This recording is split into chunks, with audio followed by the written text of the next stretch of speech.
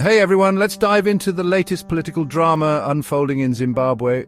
President Mnangagwa's bid for a third term is stirring up quite the storm, and the military is switching sides, now backing Vice President Chiwenga. Now here's the scoop. There was an alleged agreement that Mnangagwa would hand over power to Chiwenga after just one term, but now Mnangagwa is aiming for a third term, and that's not sitting well with Chiwenga or his supporters. Chiwenga, a former army general, has strong ties with the military and war veterans. These groups are now openly opposing Mnangagwa's extended rule. Meanwhile, Mnangagwa's relying heavily on the Central Intelligence Organization to secure his position. But here's the kicker. Zimbabwe's constitution is a major hurdle for Mnangagwa. It limits presidents to 2 terms and prevents current office holders from benefiting from any amendments extending those terms.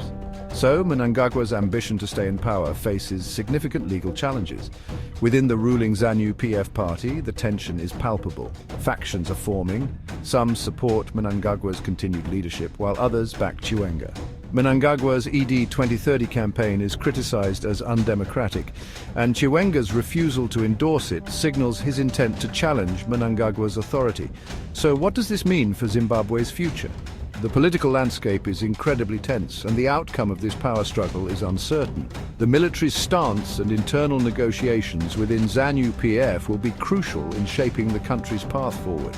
Stay tuned for more updates on this evolving story. If you found this video insightful, don't forget to like, comment and subscribe for more content. Thanks for watching.